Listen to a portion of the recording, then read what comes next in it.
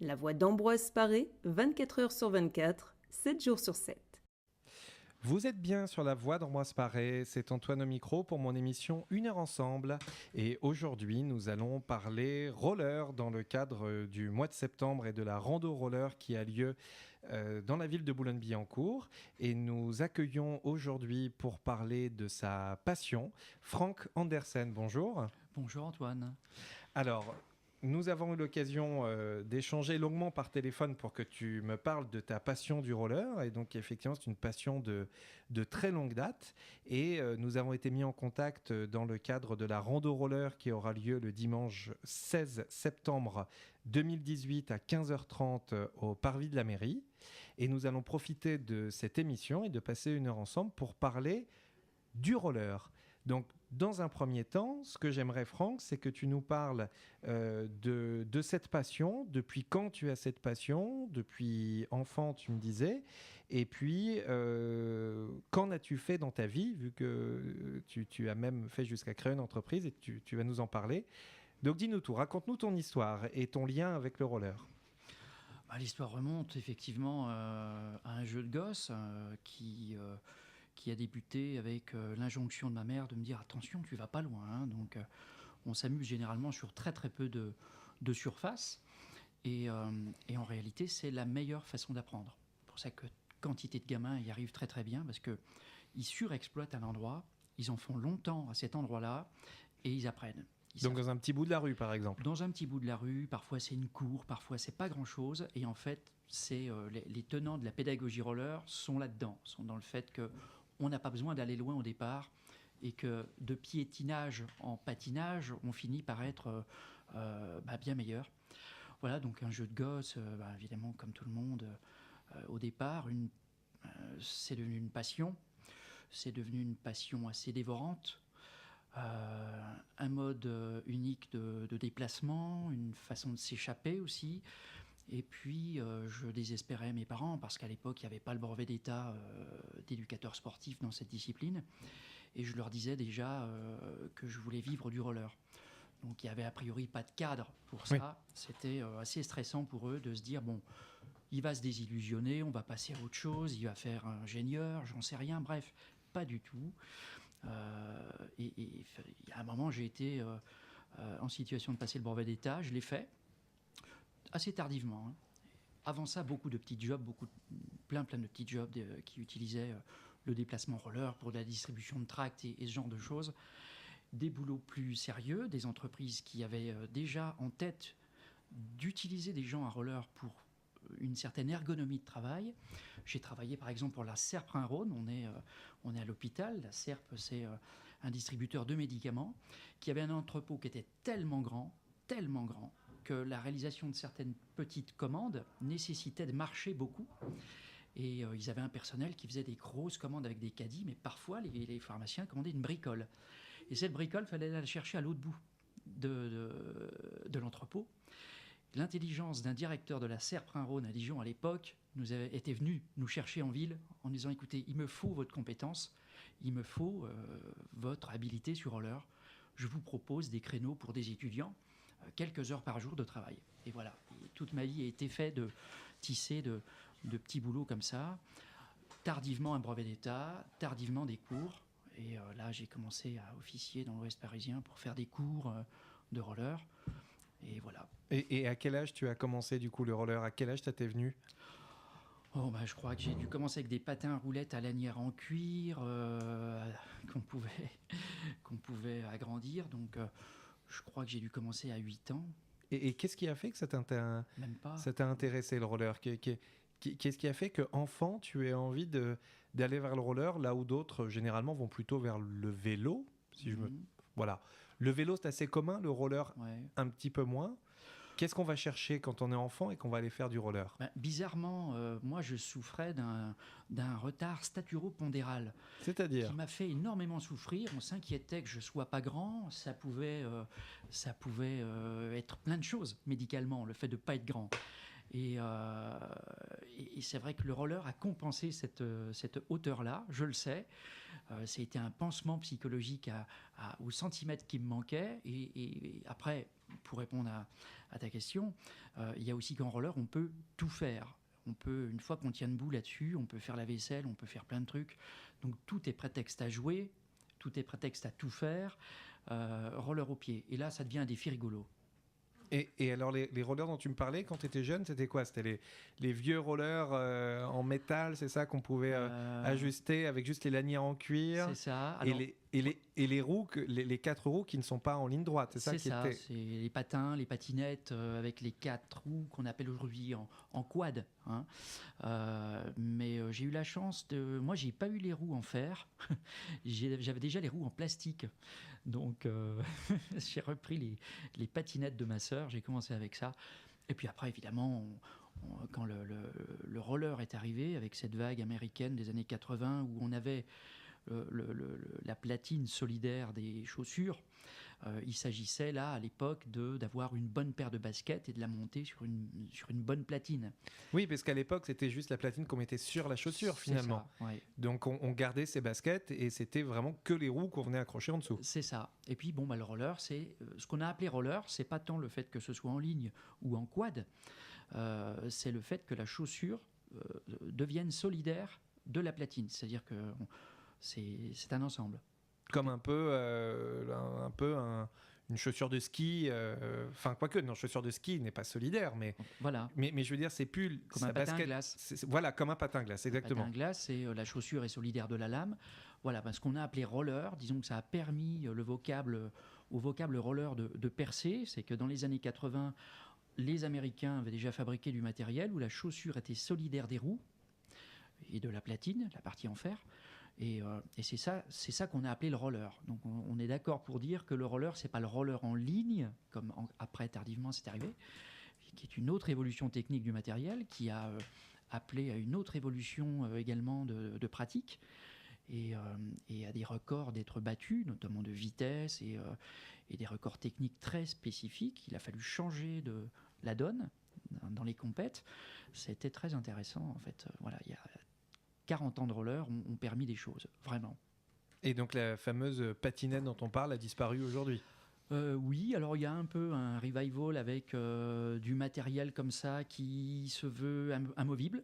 D'accord. Alors avec une chaussure étudiée, faite qui va avec, mais qu'on peut, ce qu'on appelle débrayer, le cas échéant, donc à enlever sa chaussure et puis partir à pied sur quelques mètres, remettre ses roulettes et repartir. Bon, ça, c'est du matériel qui... ouais, il y a une marque qui fait ça aujourd'hui. Donc c'est assez spécifique, mais ouais. Globalement, aujourd'hui, on prend les rollers, comme tu dis, qui sont uniques, c'est-à-dire la chaussure avec les roues vraiment qui sont avec et qui ne sont pas amovibles. C'est ça. Donc oui, parce que moi, j'avais quelques souvenirs quand j'étais enfant, effectivement, de cette fameuse patinette...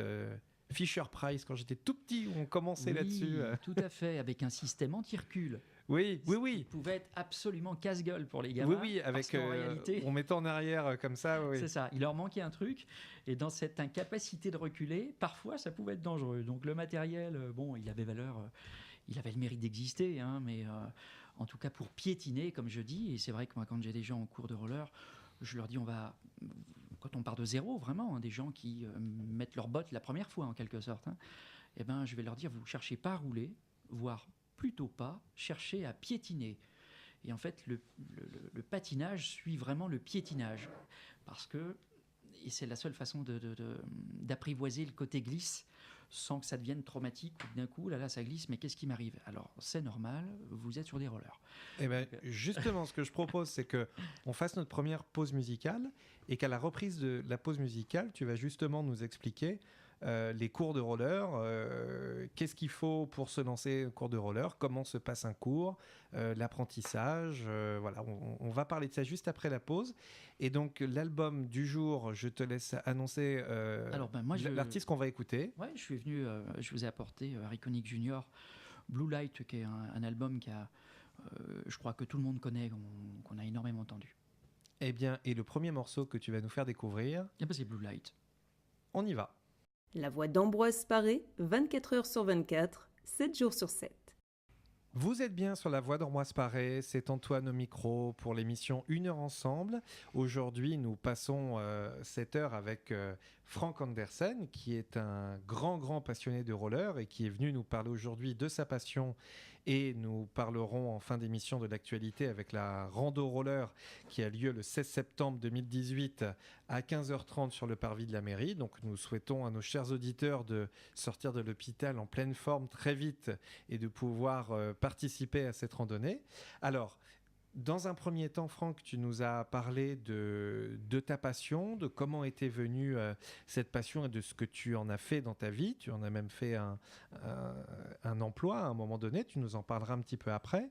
Et donc, juste avant la pause, tu parlais de l'approche du roller quand on est enfant et de comment on va appréhender justement cette sensation sur le roller. Et tu nous donnais des conseils sur les premières fois où on fait du roller. Donc, explique-nous, si demain, bon, moi j'en ai fait un petit peu quand j'étais adolescent, mais si demain quelqu'un se met sur un roller et que c'est la première fois, quel conseil tu vas lui donner ? Le conseil numéro 1, c'est de piétiner, comme je l'ai un peu dit tout à l'heure déjà, avant de patiner. Le conseil numéro 2, c'est de ne pas utiliser trop de surface, de faire ça dans un périmètre assez restreint. Éventuellement pour se rattraper à quelque chose, des murs, aller au contact avec un mur, toucher quelque chose, pouvoir se rattraper à éventuellement du matériel urbain ou à des objets. Et de mettre de la sécurité, je suppose. Ouais, c'est ça. Mettre des genouillères, des alors après, il y a des protections, voilà. Effectivement, qu'on conseille. La traumatologie en roller, elle n'est pas énorme. La fédération en part censée des choses extraordinaires. Là, je pense que les urgences à Ambroise-Paré doivent évidemment accueillir des personnes qui sont tombées. On sait d'ordinaire que c'est encore bien les poignets qui partent en premier. Donc, il faut bien se protéger au niveau des poignets. Oui, j'avais vu des protections. C'est ça. Je ne suis pas pour le port de toutes les protections, c'est-à-dire le casque, les genouillères, les coudières, les protège-poignets.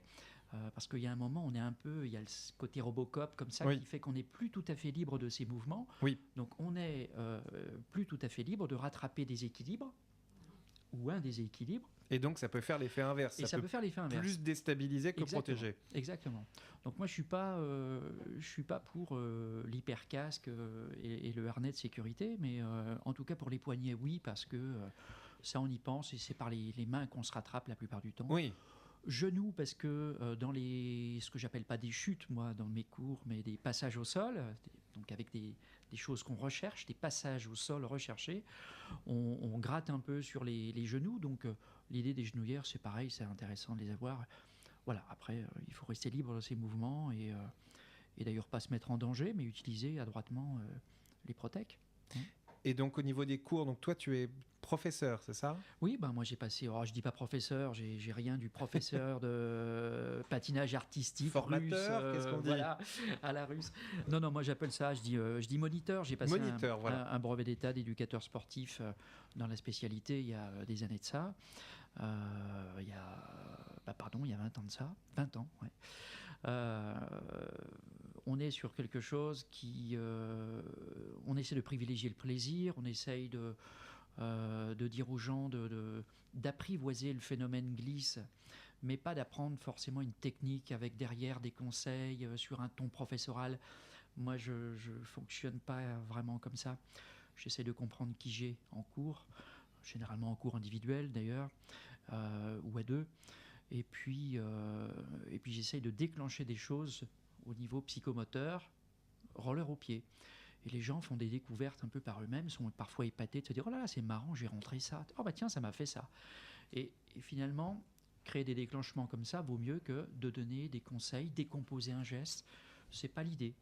Oui, en fait, le but, si je comprends bien, c'est qu'il y a des bases, je suppose, sur la façon dont on doit se tenir, la façon de tomber peut-être aussi, comme ce qu'on apprend pour les premiers cours de ski, on apprend à se tenir et on apprend à se casser la figure. Exactement. C'est les deux premières choses que j'avais apprises. Ça ressemble à ça. Voilà, mais derrière, ce que tu nous expliques, c'est qu'il n'y a pas, des mouvements vraiment figés qu'il faut absolument suivre à la lettre. C'est un peu au feeling et chacun va y trouver son équilibre, si je puis dire, et puis ses gestes, ses sensations. c'est ça. Il n'y a personne qui embrasse cette discipline, j'allais dire, par la même voie. Il y a des gens, et d'ailleurs les skieurs sont très gênés par les appuis en roller. Ah bon? Ouais. Quelle est la différence Parce qu'il y a des appuis opposés pour faire la même chose. C'est-à-dire? Paradoxalement, sur certains virages, il y a effectivement, même sur des dérapages, des choses comme ça qui ne sont pas tout à fait les mêmes. Donc quelqu'un qui va être habitué au ski il sera plus déstabilisé à faire du roller, quelqu'un qui n'en fait pas du tout. Parfois, j'ai eu ça. J'ai même des gens qui m'ont dit, écoutez Franck, on sait comment vous officiez, on va partir au ski, on ne fait pas beaucoup de roller, mais on en a tous dans la famille, on voudrait se préparer physiquement.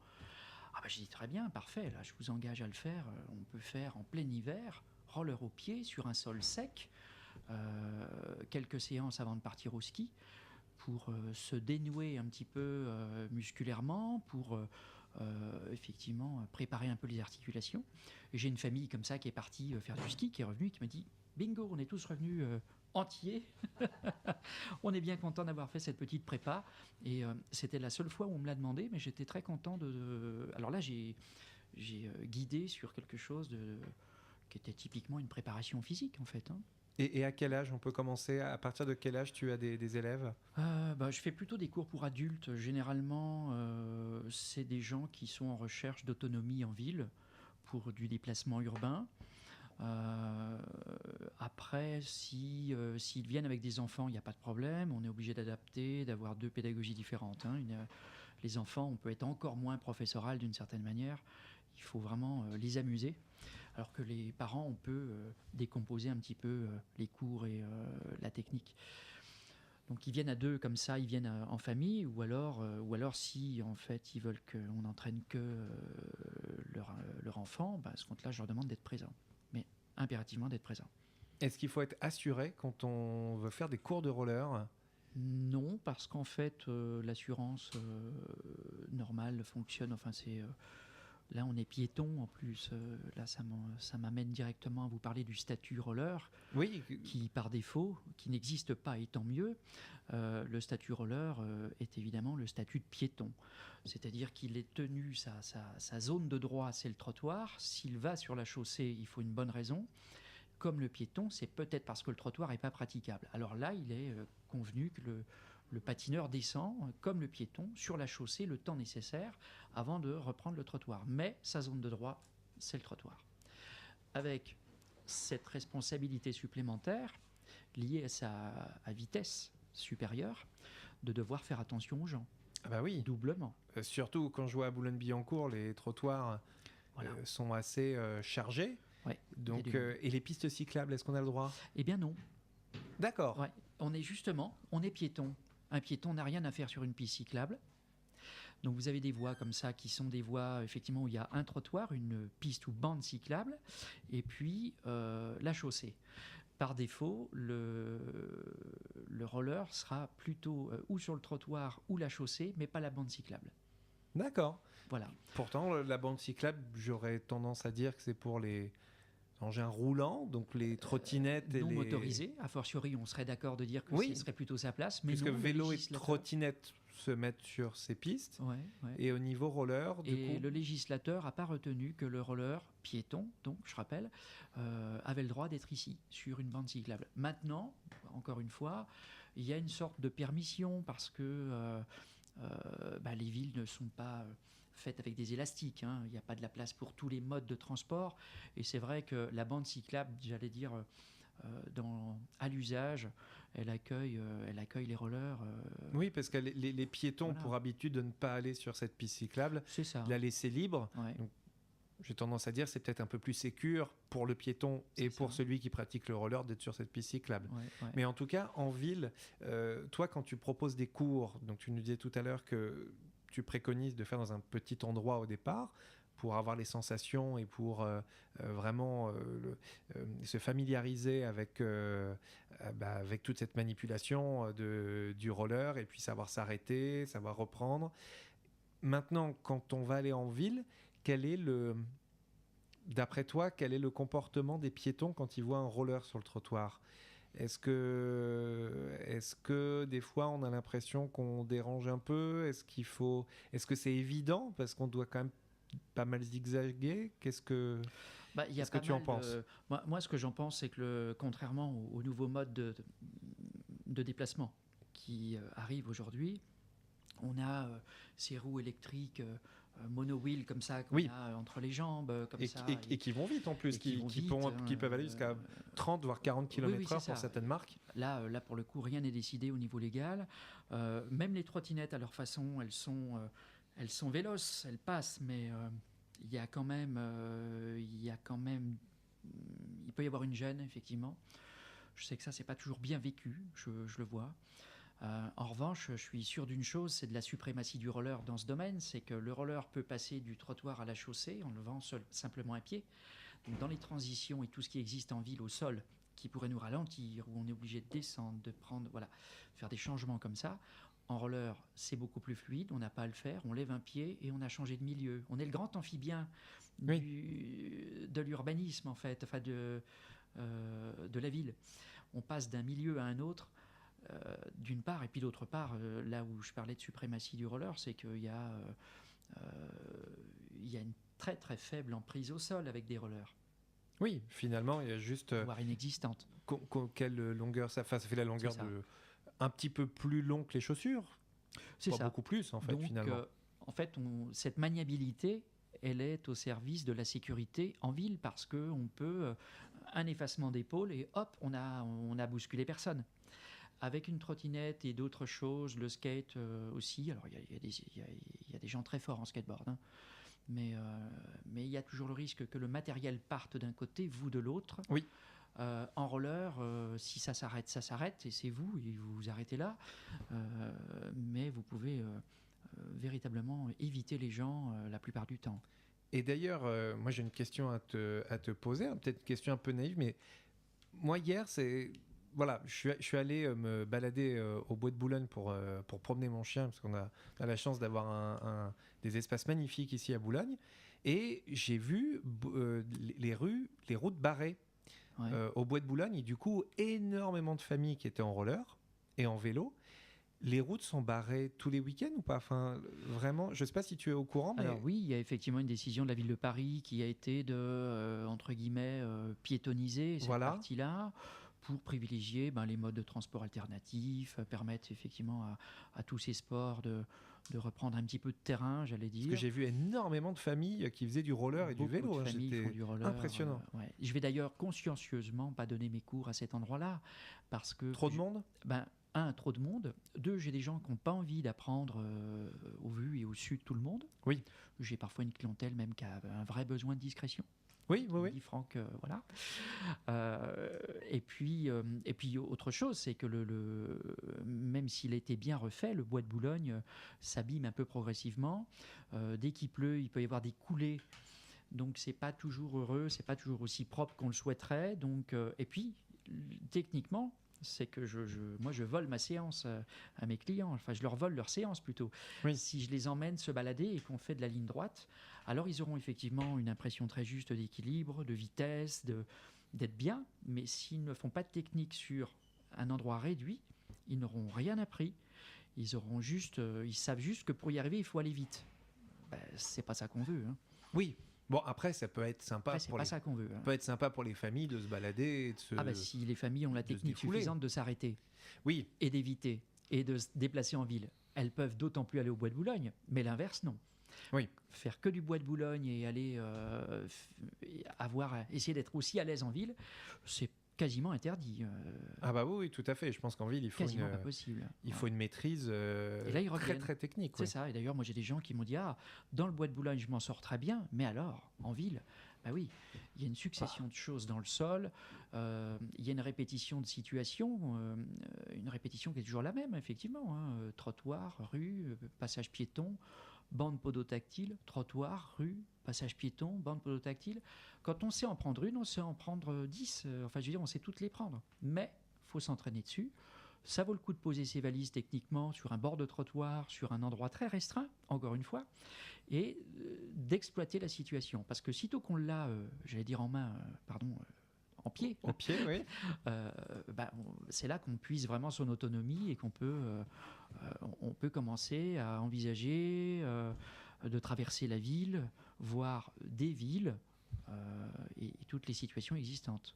Oui, puisque tu vas nous parler juste après la deuxième pause musicale de Cannes, puisque je crois que tu as travaillé là-bas. Voilà. Ah ben Cannes, c'est Donc, formidable. tu vas nous parler de ton expérience avec ta société de roller. Ouais. Et donc la deuxième pause musicale, donc l'album du jour, Harry Connick Jr. Ah bah oui, moi j'aime beaucoup Blessing and a Curse, qui est très bien aussi. Bah alors il se trouve que c'est la plage numéro 2, donc Harry Connick Jr., qui est effectivement bien agréable aux oreilles quand on roule. Eh bien, c'est parti, chers auditeurs, Harry Connick Jr. La voix d'Ambroise Paré, 24 heures sur 24, 7 jours sur 7. Vous êtes bien sur la voix d'Ambroise Paré, la radio des patients de l'hôpital.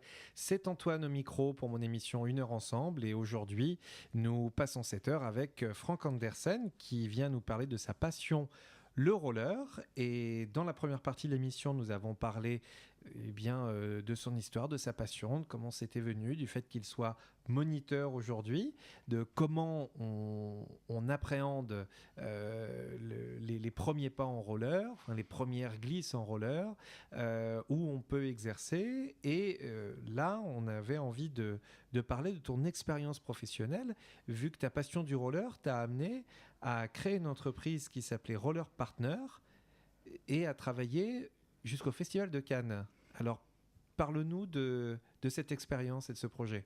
Alors entre les deux, il s'est passé quelque chose. Hein. Oui.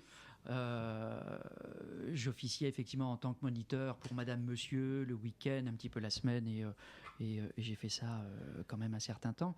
Et puis, fort du côté pratique de transporter des choses, on me disait, tu veux pas me dépanner, il faut que j'aille courir à l'autre bout de Boulogne, je vais pas sortir la voiture, apporte-moi ça, s'il te plaît, voilà. Bon. Et je l'ai fait 1 fois, 2 fois, 3 fois. Puis à un moment, j'ai essayé de quantifier ce concept de, je ne savais pas l'appeler, moi, de coursier, micro-livraison.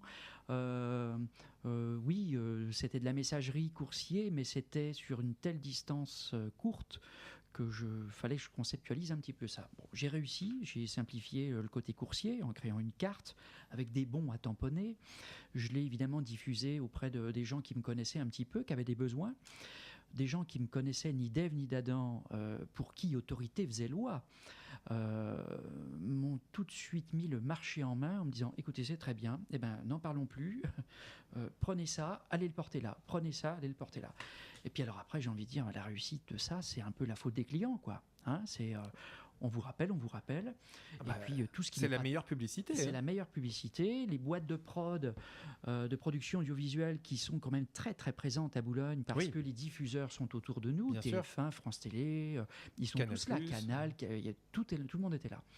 Donc eux avaient des besoins très très spécifiques entre leur bureau où ils concevaient leur programme, les post-producteurs où ils montaient leur programme, et desquels il fallait généralement partir pour aller livrer le programme à la régie finale des grandes chaînes. Et là, je suis devenu, je ne le savais pas, je suis devenu une sorte d'assistant augmenté d'une paire de rollers pour cette profession, parce qu'ils avaient toujours le même coursier au téléphone. Je finissais par connaître leur donneur d'ordre, savoir exactement où on déposait les choses, et de préférence pas dans la nature. Quand vous portez une émission de télé et que le PAD, le prêt à diffuser, la cassette, la partie matérielle, a coûté à peu près 300 000 euros. Quoi. Une émission de télé, ça peut arriver. Ils n'ont pas envie qu'on aille la déposer au service coursier, un peu n'importe où, comme ça. Quoi. Donc ils voulaient quelqu'un de confiance. Ils voulaient une traçabilité. Et moi, j'allais dire, je ne sais pas faire autrement que les choses simplement et de façon pragmatique. J'ai créé cette traçabilité, je ne le savais pas. Mieux que d'autres coursiers. Et tu étais le seul à avoir fait ce concept ? Oui. Et tu étais le seul dans ta société ? Moi j'étais le seul, ça m'a donné du travail à moi et à moi uniquement. Et c'est vrai que la fidélité a été mais alors exemplaire, parce que ceux que j'ai connus les premiers, non seulement ont diffusé mon nom et ont parlé de moi, mais en plus m'ont recommandé, donc, et ils ont été là jusqu'à la fin. Ils n'ont pas apprécié que j'arrête d'ailleurs. Ah, tu as arrêté cette société quand ? Oui, là je l'ai arrêté il y a 3-4 ans maintenant, hein, un peu plus de 3 ans, ça y est. Ah, t'as fait des déçus alors ? Et ils n'étaient pas très contents parce qu'ils m'ont dit, voilà, des coursiers on en a. On a aussi perdu des programmes avec des boîtes de coursiers. Extraordinaire mais vrai. Et, Parce que la différence, c'est qu'une boîte de coursiers, ils vont employer ils vont employer à droite à gauche, oui. et pas toujours des gens de... J'allais dire pas de confiance, mais ils pouvaient avoir des gens bien. Le problème, Voilà. c'est que pour le client, vous appelez une boîte de course Ils n'ont jamais le même livreur. Ils n'ont jamais la C'est même ça que je veux dire. personne. Donc il faut généralement lui expliquer. S'il vient pour la première fois dans les lieux chercher le truc, déjà il peut chercher. Auprès de qui, à quel endroit. Après c'est qui, voilà. Et en fait toute cette chaîne-là, moi je l'avais raccourcie du fait que c'était toujours moi et que il savait que c'est moi qu'ils avaient au téléphone. Donc, et tu pouvais être plus réactif, plus rapide qu'un coursier qui va se déplacer en 2 roues? Oui, alors là c'est intéressant parce qu'on commence à évoquer des notions de logistique pure.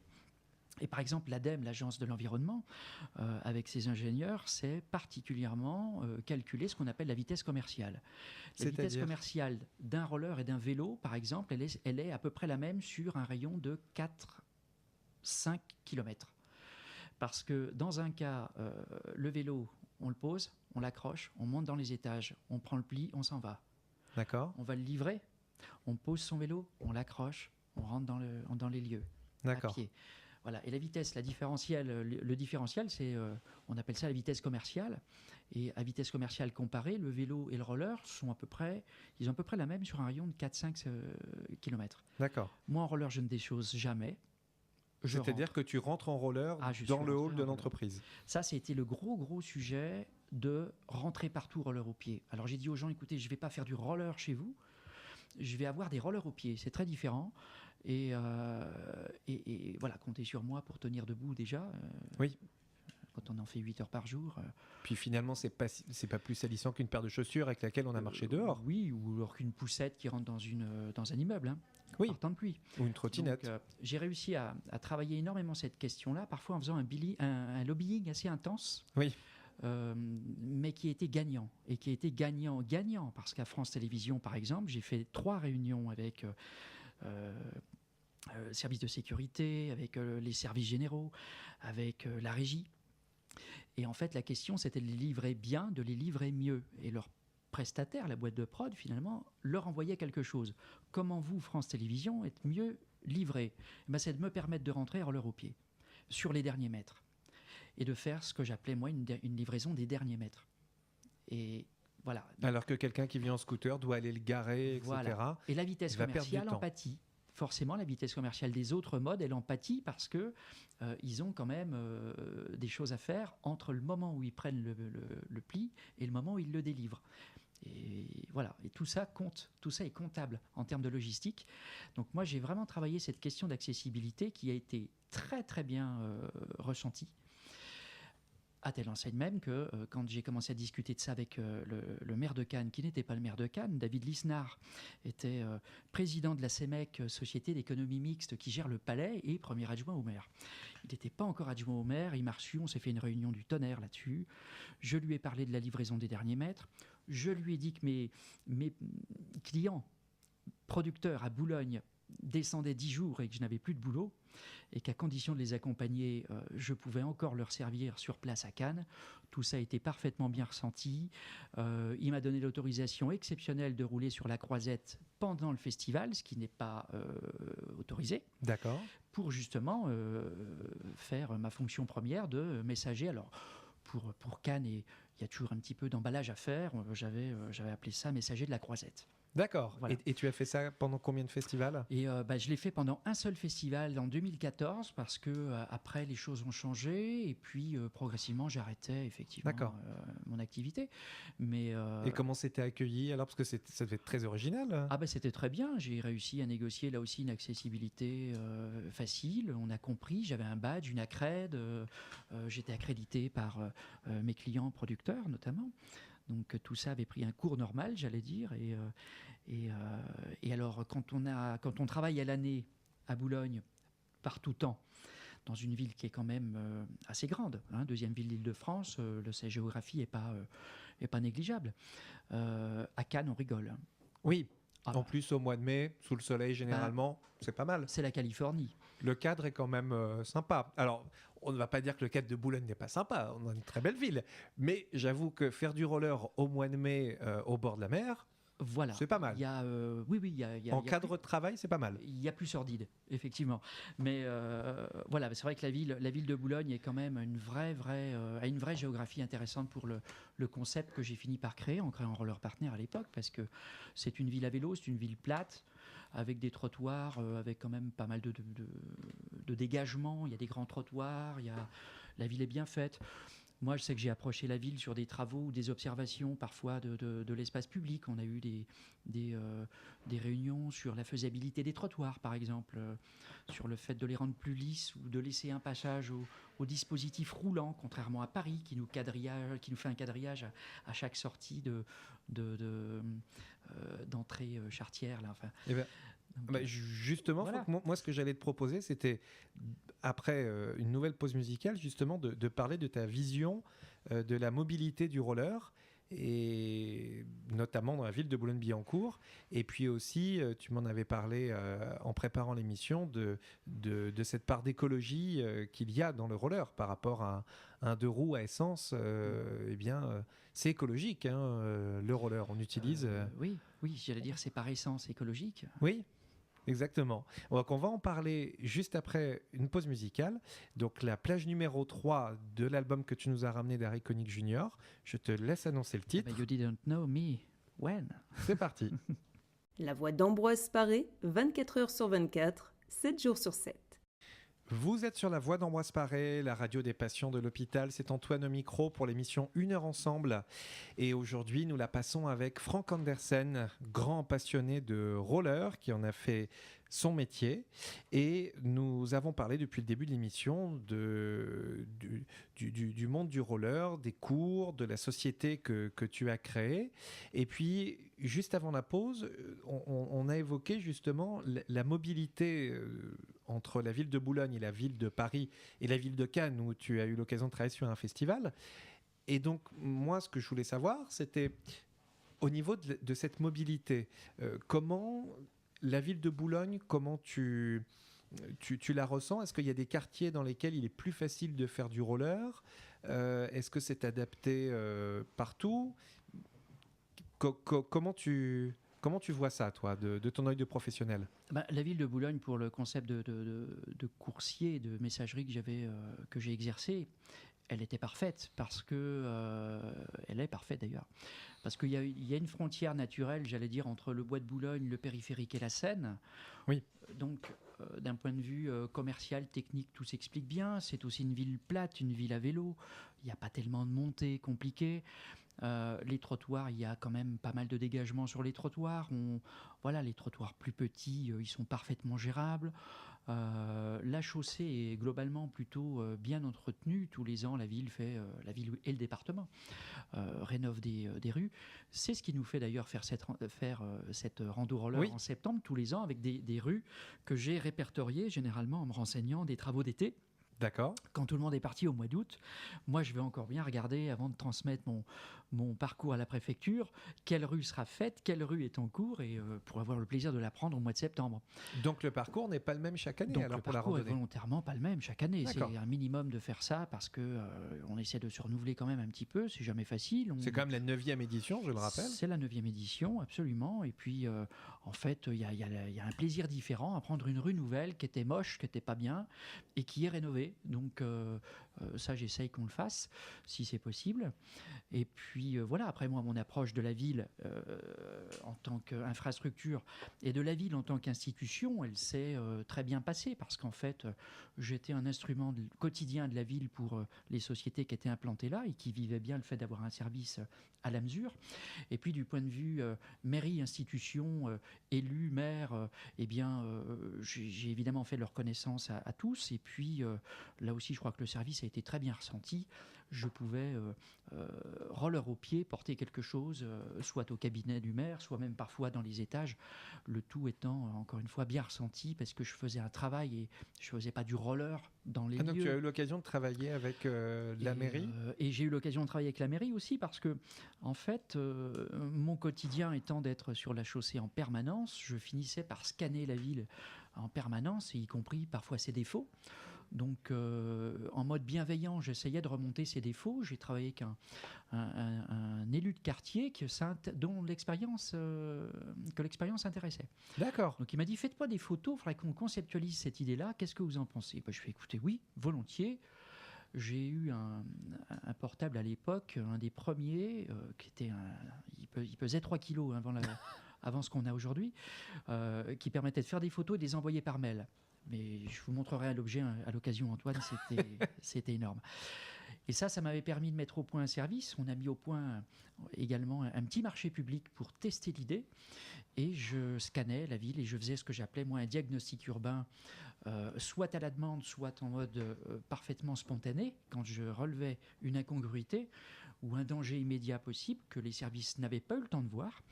Et donc, on a mis ça au point et l'approche était très sympa, parce que on a beaucoup parlé de choses. Donc ça te permettait de faire remonter, par exemple, s'il y avait un nid de poule, s'il y avait un trottoir qui était endommagé, toi ça te permettait de faire remonter à la mairie pour qu'il y ait une prise en charge et des corrections qui soient apportées. Alors je sais qu'aujourd'hui la structure est un peu différente, il y a la communauté d'agglo qui gère ça de façon très centralisée, tout ça a changé, mais à l'époque ça nous avait permis de mettre un petit peu de, comment dirais-je, de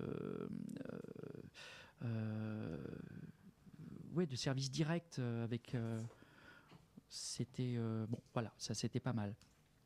D'accord. Et donc, au niveau de la ville de Paris, parce que tout à l'heure, tu me disais que la ville de Paris avait un quadrillage différent par rapport à la ville de Boulogne pour la mobilité. Est-ce qu'il est plus simple, moins simple de faire du roller dans Paris intramuros que dans une ville comme Boulogne, par exemple ? Je pense que c'est assez comparable. Après, il y a effectivement cette façon de faire les trottoirs qui est un peu différente. Je sais que, par exemple, à Boulogne, on a, en bonne intelligence, observé quelque chose, c'est que les sorties de voitures, de Porsche, pas de voiture Porsche, hein. Oui. On ne cite pas de marque. Non, les sorties de Porsche font qu'il y a un trottoir, un bateau. Généralement, on fait un petit dessin, on fait un petit quadrillage. Tout ça fait du bruit, prend du temps à fabriquer. Enfin, c'était très compliqué. Nous, on a gommé ça à Boulogne. On avait observé ça et on s'est mis d'accord pour faire des trottoirs peut-être de façon plus simple. Il y avait en plus moins à demander aux prestataires qui faisaient l'enrobé. Tout ça a permis de créer une voie de passage et aujourd'hui, c'est ce qui fait que les trottoirs sont lisses et que finalement, tout est plus sympa, quoi. Enfin, voilà, y compris pour les personnes à mobilité réduite. Hein. Tout à fait. Et on parlait tout à l'heure de l'aspect écologique du roller. Et ce qu'on se disait, c'est qu'effectivement, non seulement c'est écolo, mais en plus, ça permet de faire de l'exercice au quotidien. Ah bah ça maintient. Ouais, c'est mon anniversaire aujourd'hui. Mais regardez. Hein, bon anniversaire. Voilà. L'édifice se maintient. Non, mais c'est évident qu'avec tout ce qu'on dit sur l'écologie et sur la santé, c'est toujours dommageable qu'on ne prenne pas en compte que l'importance de l'environnement et de l'écologie. Alors que notre écologie propre, notre santé à nous, c'est notre écologie. Et pourquoi on ne sait pas prendre soin des choses au-delà de soi-même? Il y a aussi des gens qui ne savent pas prendre soin d'eux-mêmes, peut-être. Mais est-ce que c'est pour ça qu'ils ratent le volet écologique des choses? Je ne sais pas. Mais bon, tout ça pour dire que quand on bouge, qu'on bouge sainement et qu'on utilise le plus simplement du monde son environnement, on a envie de le respecter, on a envie de faire des choses avec. Et ça tombe sous le sens que on balance pas ses papiers ou pire que ça, et puis que les choses vont mieux, quoi. Voilà. Mais les Boulonnais sont attachés à leur ville. Il y a une démarche, ça beugle très très vite quand quelqu'un fait ses crasses avec un animal ou quelque chose. Oui. C'est bien, je trouve ça sain d'ailleurs. Oui, tout à fait. C'est un peu énervant parce que c'est récurrent, mais bon, il y a une prise de conscience. Les Boulonnais aiment leur ville. Moi, je les encourage à découvrir leur ville autrement. Une fois par an, on essaie de s'y tenir, c'est avec une rando roller. Ah ben Vous voilà. avez eu la gentillesse d'annoncer, mais effectivement, c'est une façon de voir la ville autrement. On les y invite. Voilà. Combien de temps elle dure? Parce que le rendez-vous est à 15h30. La randonnée en tant que telle, combien de kilomètres? Combien de temps ça prend? Alors la randonnée fait entre 9 et 11 km tous les ans. J'essaye qu'on fasse un parcours différent. On va généralement à 11 km/h. D'accord. Simplement, on prend quand même 1h30 parce qu'il y a bien 20 minutes de pause à mi-parcours. D'accord. Donc, on donne rendez-vous à 15h30.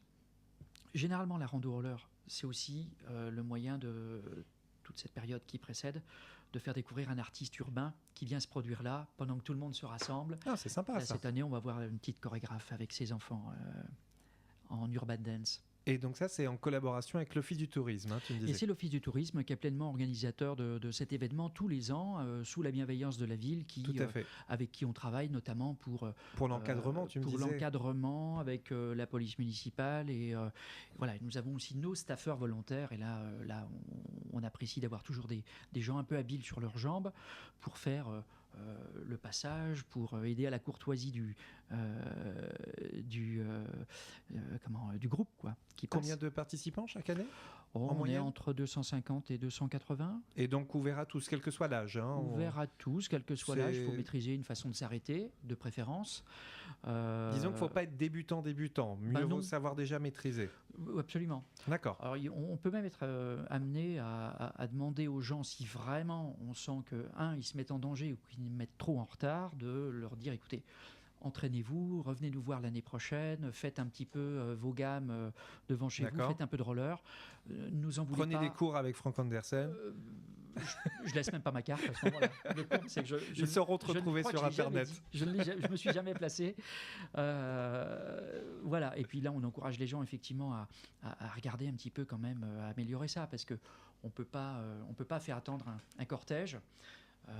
Il y a le risque que les voitures passent Oui. entre, si elles voient un trou.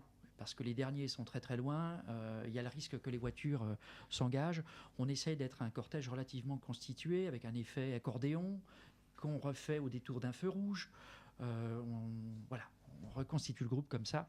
Mais c'est vrai que des retardataires peuvent, s'ils sont trop longs, Oui, ou même des trop petites pattes. Parfois, C'est très, voilà, il y a une logistique assez Voilà. impressionnante autour de tout ça. J'avais une toute dernière question pour conclure cette émission. Donc la rando roller, on le rappelle à nos auditeurs, on vous souhaite de sortir en pleine forme de l'hôpital bientôt. Et donc c'est le dimanche 16 septembre à 15h30. Parvis de la mairie, il y a un site Facebook où on peut aller voir toutes les informations, sur le site de l'Office du tourisme également. Et donc moi, le dernier aspect, mais en quelques mots pour conclure, sur le skatepark, je sais que c'est un dossier qui te tient à cœur. Est-ce qu'aujourd'hui on a un skatepark à Boulogne? Et sinon, J'ai combien de temps? t'as, allez, 30 secondes. Eh bien, le skatepark, ça fait 9 ans qu'on y est, et c'est compliqué de trouver une place. La ville est attentive, on en a trouvé une, mais bon, on a un calendrier de réalisation qui est un peu long parce qu'on attend, proche de l'île Seguin, que se dégage un terrain qui est aujourd'hui utilisé pour le déplacement des camions et des travaux qui restent à livrer sur l'île. Sitôt que c'est libre, on peut y faire un skatepark. Voilà, le maire a été... on s'en parle, enfin... D'accord. Donc c'est dans les tuyaux. C'est dans les tuyaux, c'est juste que on est quand même dans la deuxième ville d'Île-de-France, c'est pas évident. Encore une fois, les villes ne sont pas montées avec des élastiques. Oui. Donc, à aujourd'hui, le meilleur moyen pour apprendre le roller, c'est, comme tu le disais, de prendre des cours, de le faire dans la ville et de prendre ses précautions, comme tu disais, au niveau sécurité, de faire des cours, de s'entraîner. Le bois de Boulogne, t'en parlais, ça peut être sympa le week-end, mais pas que. Il faut vraiment s'entraîner en ville. Pas pour apprendre. Voilà. Pour le loisir, ça peut être sympa, mais pour apprendre, vraiment, c'est une vraie discipline qui est passionnante, ça se ressent quand tu en parles. On sent que c'est quelque chose qui t'habite depuis très longtemps. Donc, chers auditeurs, moi, ce que je vous invite à faire, c'est d'aller voir sur le Facebook de cette randonnée. La randonnée roller de Boulogne-Billancourt, intitulée comme telle. On a fait une page pour la première année.